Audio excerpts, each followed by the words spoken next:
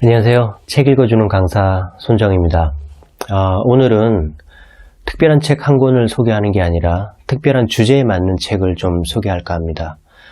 좀 힘들 때 읽어보면 힘이 나는 책, 나는 이 정도면 힘든 건 아니구나 라고 느끼게 하는 책들을 소개할까 합니다. 한 권은 홍세화 작가의 나는 파리의 택시 운전사고요. 또 한 권은 돌아가신 신용복 선생님의 담론이에요. 왜 이 두 책을 추천하냐 하면 우리가 힘들 때 이 두 책은 우리에게 힘내라고 얘기하지 않습니다. 어떤 자기계발서처럼 당신이 왜 힘을 내야 되는지 그런 얘기를 절대 하지 않습니다. 대신에 힘든 상황에서 이분들이 살아간 얘기만 나올 뿐이에요. 이 두 책은 다 특징이 있어요. 먼저 이 파리의 택시 운전기사는 이건 제가 한 권 자체는 나중에 따로 소개하겠지만 이 홍세화 작가는 대학교 때 그때 이제 유신 시절에 여러 가지 학생 운동 이런 거 하다가 그 다음에 자기는 그런 거 다 잊고 취직을 했어요. 상사에. 그래서 이제 회사원으로 일하다가 프랑스로 출장을 가게 돼요. 근데 출장을 가는데 출장을 가 있는데 한국에서 소식이 들려와요. 자기가 학생 때 했던 그 학생 운동에 연루된 친구들이 모두 다 지금 잡혀가지고 감옥에 간 거예요. 그래서 자기도 지금 만약에 그 출장을 끝으로 한국으로 복귀하게 되면 잡혀서 감옥에 가게 된 거예요. 그래서 한국으로 돌아가면 감옥에 가고 갈 수가 없는 거예요. 그래서 어떻게 하느냐?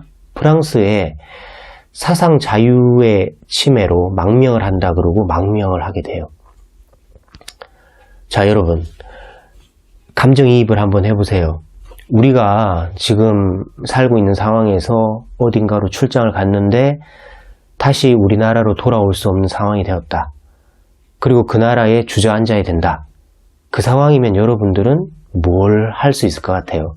당장 뭐부터 시작하시겠습니까? 이 홍세화 작가는 이제 그래서 거기서 파리의 택시 운전기사를 한 거예요. 처음에는 이걸 하려고 그랬대요. 파리에서 빈대떡 장사를 하려고 했대요. 근데 그거를 끝내 못하고 관광 가이드도 하고 그 다음에 이런 택시 운전사도 하다가 몇십 년 만에 한국으로 돌아오게 되죠. 그러고 나서 또 쓴 유명한 책들이 많이 있죠. 세느강은 남북으로 흐르고 한강은 좌우로 흐른다. 이런 책도 쓰고. 그러니까 이 책을 읽으면 이 작가가 우리에게 힘내라는 말을 결코 하지 않습니다. 그런데 이 책을 읽으면 출장 갔다가 외국에서 그냥 주저앉게 된 상황, 아무것도 없는 상황, 그 상황에서도 이 사람은 견디고 살았거든요. 택시 운전사를 하면서. 그걸 읽으면 지금 내가 처해 있는 상황은 아무것도 아니구나 라는 생각이 들면서 힘이 나요. 그래서 이 책을 읽어보라는 거고요. 이제 이 책하고 유사한 게 또 이거죠. 또 이 신용복 선생님도 그런 이 홍세화 작가랑 되게 비슷한 상황을 겪게 되잖아요. 자기가 대학 다닐 때 그때도 이제 독재 정권 시절이고 하니까 마르크스의 자본론이라든지 이런 거는 다 금서였잖아요. 금서였는데 이분이 이제 경제학과를 다니고 이러니까 누군가에게 마르크스의 자본론을 빌려서 읽은 거예요. 그리고 나서 세월이 지나서 잊고 살았는데 알고 봤더니 자기한테 그 자본론을 빌려줬던 사람이 진짜 간첩이었던 거예요. 간첩이라서 그 사람은 잡혀가지고 사형당해요. 그리고 이제 신용복 선생님은 잡혀갔죠. 잡혀가서 너도 간첩이지 이렇게 추궁을 당하고 하면서 사형을 선고받아요. 사형을 선고받고 무기징역으로 감형이 되어서 형을 살다가 20년을 살고 가석방이 돼서 나오잖아요. 그리고 나와서 성공회대 교수님이 되시죠.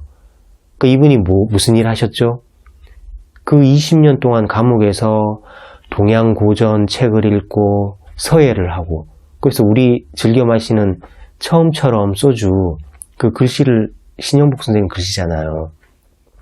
이분이 무기징역일 때 이런 생각을 했대요. 내가 형이 1년, 2년 이렇게 정해져 있다면 그 1년이라는 세월은 내 인생에서 빨리 사라져야 될 시간이다.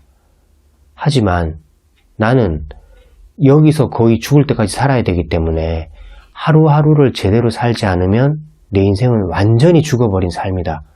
그러니까 감옥에 있지만 나는 열심히 살아야 된다.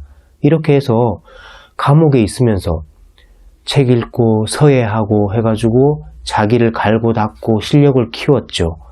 그때는 출소한다는 생각도 못했겠죠. 그렇지만 자기의 하루를 그렇게 채움으로써 나중에 20년 만에 가석방이 되었을 때 대학 교수로 갈 수 있었던 거죠. 한번 생각해 보세요. 우리가 이분보다 상황이 나쁘진 않잖아요.